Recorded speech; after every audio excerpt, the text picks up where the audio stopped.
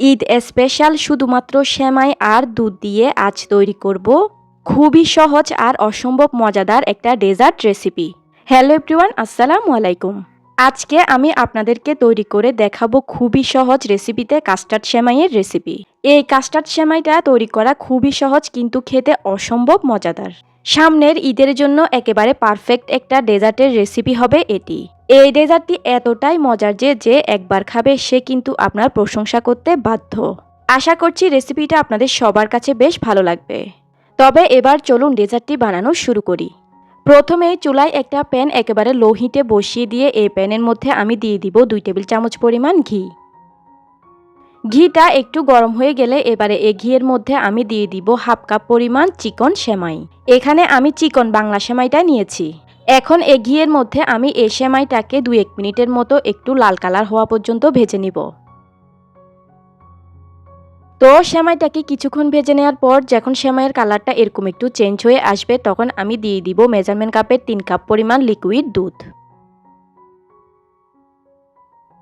এখন দুধটাকে সেমাইয়ের সঙ্গে ভালোভাবে একটু নেড়েচেড়ে মিশিয়ে দিয়ে এবারে সেমাইটা সেদ্ধ হওয়া পর্যন্ত রান্না করে নিব। এই সেমাইগুলো সিদ্ধ হতে কিন্তু বেশি সময় লাগে না। কিছুক্ষণ রান্না করার পর কিন্তু এ পর্যায়ে আমার সেমাইটা ভালোভাবে সিদ্ধ হয়ে গিয়েছে। সেমাইটা সিদ্ধ হয়ে গেলে এ পর্যায়ে আমি দিয়ে দিব মেজারমেন্ট কাপের হাফ কাপ পরিমাণ চিনি। দিয়ে দিব সামান্য একটু লবণ। এবারে নেড়েচেড়ে চিনিটা গলা পর্যন্ত অপেক্ষা করব।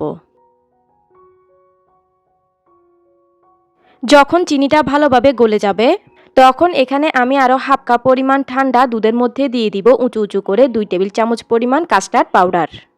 তবে হাতের কাছে কাস্টার্ড পাউডারটা না থাকলে এ পর্যায়ে আপনারা কর্নফ্লাওয়ারও দিয়ে দিতে পারবেন। ঠান্ডা দুধের মধ্যে এখন আমি কাস্টার্ড পাউডারটাকে খুব ভালো করে মিশিয়ে নিচ্ছি। মেশানো হয়ে গেলে এবারে এই কাস্টার্ড পাউডার মেশানো দুধটাকে আমি সেমাইয়ের মধ্যে ঢেলে দিলাম। কাস্টার্ড পাউডার দেওয়ার পর কিন্তু এই সেমাইগুলো খুব দ্রুত ঘন হতে থাকবে। এবারে স্প্যাচুলার সাহায্যে অনবরত নেড়েচেড়ে এই সেমাইটাকে ঘন হওয়া পর্যন্ত রান্না করে নিতে হবে। এই পর্যায়ে আমি দিয়ে দিব সামান্য একটু ইয়েলো ফুড কালার, যেন ডেজার্টের কালারটা একটু সুন্দর হয়। তবে আপনাদের কাস্টার্ড পাউডারের মধ্যে যদি ইয়েলো ফুড কালারটা বেশি থাকে তাহলে কিন্তু এই পর্যায়ে কোনো রকম কালার দেওয়ার প্রয়োজন হবে না।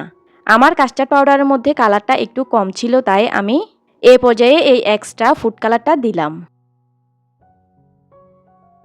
কাস্টার্ড পাউডার দেওয়ার পর কিছুক্ষণ জাল করে নেওয়ার পর কিন্তু এ পর্যায়ে আমার সেমাইটা পারফেক্ট লেভেলের ঘন হয়ে গিয়েছে। সেমাইটা যখন এই লেভেলের ঘন হয়ে যাবে তখন বুঝে নিতে হবে যে ডেজার্টটা তৈরি হয়ে গিয়েছে। এই ডেজার্টটা এ পর্যায়ে কিছুটা পাতলা মনে হলেও এটা যখন ঠান্ডা হয়ে যাবে তখন কিন্তু আরও কিছুটা ঘন হয়ে যাবে। এবারে আমি চুলাটা বন্ধ করে দিয়ে এই ডেজার্টটাকে চুলা থেকে নামিয়ে খুব ভালো করে ঠান্ডা করে নিব। তো এবারে আমি ফিরে এসেছি ডেজার্টটা পুরোপুরি ঠান্ডা হয়ে যাওয়ার পর। তো দেখতেই পাচ্ছেন এই পর্যায়ে কিন্তু ডেজার্টটা আরও অনেক বেশি ঘন হয়ে গিয়েছে। এবারে আমি এই ডেজার্টটাকে একটা বাটিতে ঢেলে নিচ্ছি। আপনারা চাইলে এই ডেজার্টটাকে এই অবস্থায় নর্মাল ফ্রিজে রেখে আরেকটু ঠান্ডা করে এটাকে পরিবেশন করে নিতে পারবেন। তবে আজকে আমি এই সেমাইয়ের ডেজার্টটাকে আরও একটু টেস্টি করার জন্য এ পর্যায়ে আমার পছন্দ অনুযায়ী ফ্রুটস অ্যাড করে নিব। এখানে আমি আমার পরিমাণ মতো কিছু স্ট্রবেরি কুচি দিয়ে দিলাম। এখন একটা কলাকে আমি স্লাইস করে দিয়ে দিব। তবে আপনারা চাইলে এখানে আঙ্গুর, আপেল, ডালিম অর্থাৎ হাতের কাছে যে ফ্রুটসটা থাকবে সেটাই দিয়ে দিতে পারবেন।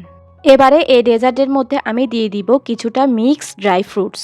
তবে আপনারা আপনাদের পছন্দ অনুযায়ী যে কোনো ড্রাই ফ্রুটস এ পর্যায়ে দিয়ে দিতে পারবেন। এবারে আমি একটা চামচের সাহায্যে এই সবগুলো ফ্রুটসকে এই সেমাইয়ের ডেজার্টের সঙ্গে খুব ভালো করে মিশিয়ে নিচ্ছি। সবগুলো ফ্রুটসকে এই ডেজার্টের সঙ্গে ভালোভাবে মিশিয়ে নিলেই কিন্তু তৈরি হয়ে যাবে ফ্রুট কাস্টার্ড সেমাই। এই ডেজার্টটাকে এই অবস্থায় নর্মাল ফ্রিজে আধা ঘন্টার জন্য রেখে তারপর ঠান্ডা ঠান্ডা পরিবেশন করে নিলে কিন্তু এই ডেজার্টটা খেতে কিন্তু অনেক বেশি ভালো লাগে। তাই আমি তো বলবো আপনারা একটু ঠান্ডা করে তারপরই এই ডেজার্টটাকে পরিবেশন করে নেবেন। তো ভিউয়ার্স, দেখতে তো পেলেন কত সহজেই কিন্তু তৈরি করে ফেললাম ঈদ স্পেশাল সেমাই দিয়ে তৈরি অসম্ভব মজাদার একটি ডেজার্ট রেসিপি। এই ডেজার্টটা এতটাই সুস্বাদু যে এই ডেজার্টটা অল্প খেলে মন ভরবে না। তাই ডেজার্টটা বানানোর সময় কিন্তু অবশ্যই একটু বেশি করেই বানাবেন।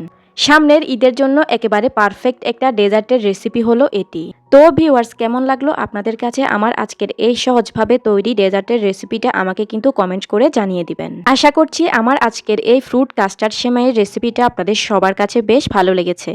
ঈদের দিন রেগুলার সেমাই রান্না তো প্রত্যেক বাড়িতেই হয়, তবে আপনি যদি ঈদের দিন ইউনিক কিছু বানাতে চান তাহলে অবশ্যই এটা বানাতে পারেন। হ্যালো এভরিওয়ান, আসসালামু আলাইকুম। আজকে আমি আপনাদেরকে ঈদ স্পেশাল লাচ্ছা সেমাই দিয়ে খুবই ইউনিক, খুবই মজাদার একটা ডেজার্ট তৈরি করে দেখাবো। লাচ্ছা সেমাই দিয়ে তৈরি এই নাস্তাটা দেখতে এত বেশি সুন্দর আর খেতে এত বেশি মজার, আলহামদুলিল্লাহ। ঈদের দিন আপনার প্রিয় মানুষরা এই নাস্তাটা খেয়ে একেবারে খুশি হয়ে যাবে।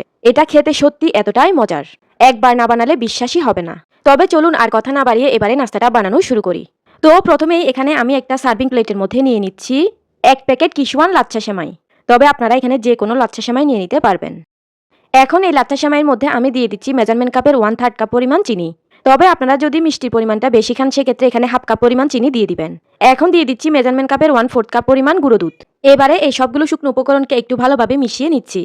তো সবকিছু ভালোভাবে মিশিয়ে নেওয়া হয়ে গেলে এবারে এখানে আমি দিয়ে দিব 2টি ডিম। ডিমটা কিন্তু সেমাইয়ের পরিমাণ অনুযায়ী কম বেশি লাগতে পারে। আমার এখানে যেহেতু 1 প্যাকেট সেমাই, তাই আজকে আমার 2টো ডিম পুরোপুরি লাগবে।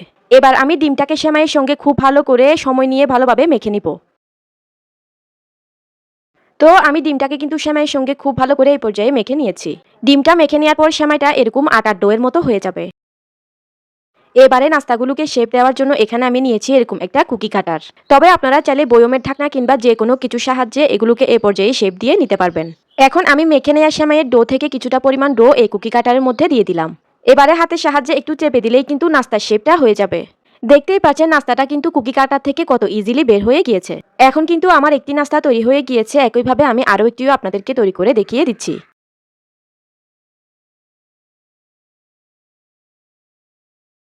দেখতেই পাচ্ছেন আমি কিন্তু আরও একটি নাস্তাও বানিয়ে নিয়েছি। তো একইভাবে আমি বাকি সবগুলো সেমাইয়ের ডো থেকে সবগুলো নাস্তাকে এভাবে বানিয়ে নিয়েছি। এখন চুলায় একটা ফ্রাই প্যান বসিয়ে দিয়ে এই প্যানের মধ্যে আমি পরিমাণ মতো সয়াবিন তেল দিয়ে দিলাম। এবারে এই তেলটা গরম হয়ে গেলে আমি একটি একটি করে বানিয়ে রাখা নাস্তাকে এই তেলের মধ্যে দিয়ে দিব। তেলটা কিন্তু হালকা কুসুম গরম অবস্থায় নাস্তাগুলোকে তেলের মধ্যে দিয়ে দিবেন। তেল বেশি গরম করে নিলে কিন্তু নাস্তাগুলো পুড়ে যাবে। এখন নাস্তাগুলো একটা পাশ একটু ভাজা হয়ে গেলে আমি নাস্তাগুলোকে এই পর্যায়ে উল্টিয়ে দিব। এখন নাস্তাগুলোকে উল্টিয়ে পাল্টিয়ে নাস্তাগুলোকে লালচে কালার করে ভেজে নিব। তো দেখতেই পাচ্ছেন এই পর্যায়ে কিন্তু আমার নাস্তাগুলোর দুনো পাশ লালচে কালার করে ভেজে নেওয়া হয়ে গিয়েছে। এবার আমি নাস্তাগুলোকে ভালোভাবে তেল ছেঁকে নিয়ে প্যান থেকে উঠিয়ে নিব। ভিউয়ার্স, আমার রেসিপিটা যদি আপনাদের কাছে ভালো লেগে থাকে তাহলে কিন্তু ভিডিওটাতে অবশ্যই একটা লাইক দিয়ে দিবেন। ভিডিওটি অবশ্যই আপনাদের ফ্রেন্ডস অ্যান্ড ফ্যামিলির মাঝে বেশি বেশি শেয়ার করে দিবেন। তো একইভাবে আমি বাকি সবগুলো নাস্তাকে তেল থেকে তুলে নিচ্ছি। আপনারা চাইলে এই নাস্তাগুলোকে এই অবস্থায় সার্ভ করে নিতে পারবেন। তবে আমি নাস্তাগুলোকে আরও একটু টেস্টি করার জন্য এখানে চুলায় একটা পাত্র বসিয়ে এই পাত্রের মধ্যে আমি দিয়ে দিচ্ছি মেজারমেন্ট কাপের 3 কাপ পরিমাণ লিকুইড দুধ। এখন আমি এই দুধের মধ্যে দিয়ে দিচ্ছি মেজারমেন্ট কাপের 1/3 কাপ পরিমাণ চিনি। তবে মিষ্টির পরিমাণটা আপনারা টেস্ট করে বাড়িয়ে কমিয়ে দিতে পারবেন। দিয়ে দিচ্ছি 1 চিমটি পরিমাণ লবণ। এবারে স্প্যাচুলার সাহায্যে নেড়েচেড়ে দুধটা ফুটে ওঠা পর্যন্ত অপেক্ষা করব। যখন দুধের মধ্যে এরকম বলক চলে আসবে তখন এখানে আমি নিয়েছি আরও হাফ কাপ পরিমাণ ঠান্ডা দুধ। এবারে এই ঠান্ডা দুধের মধ্যে আমি দিয়ে দিব 3 টেবিল চামচ পরিমাণ কাস্টার্ড পাউডার। এখন চামচের সাহায্যে এই কাস্টার্ড পাউডারটাকে খুব ভালো করে দুধের সঙ্গে মিশিয়ে দিচ্ছি। তো আমার মিশিয়ে নেওয়া হয়ে গিয়েছে। এবার এই কাস্টার্ড পাউডারের মিশ্রণকে আমি গরম দুধের মধ্যে দিয়ে দিলাম। এবারে অনবরত নেড়েচেড়ে দুধটা ঘন হওয়া পর্যন্ত রান্না করে নিতে হবে। কাস্টার্ড পাউডার দেওয়ার পর কিন্তু 2 থেকে 3 মিনিটের মধ্যেই কিন্তু দুধটা ঘন হতে থাকবে। দুধটাকে কিছুক্ষণ জাল করার পর কিন্তু দুধটা এ পর্যায়ে ঘন হয়ে গিয়েছে। দুধটা ঠিক এই লেভেলের ঘন হয়ে গেলেই আমি দিয়ে দিব আগে থেকে ভেজে রাখা সেমাইয়ের নাস্তাগুলো। আমি একে একে করে সবগুলো ভেজে রাখা নাস্তাকে এই দুধের মধ্যে দিয়ে দিচ্ছি। সবগুলো নাস্তাকে দুধের মধ্যে দেয়া হয়ে গেলে এবারে এই নাস্তাগুলোকে আমি জাল করে নিব 2 থেকে 3 মিনিটের মতো। নাস্তাগুলোকে দুধে দেওয়ার পর নাস্তাগুলোকে একটু জাল করে নিলে দুধে ভালোভাবে ভিজে যাবে।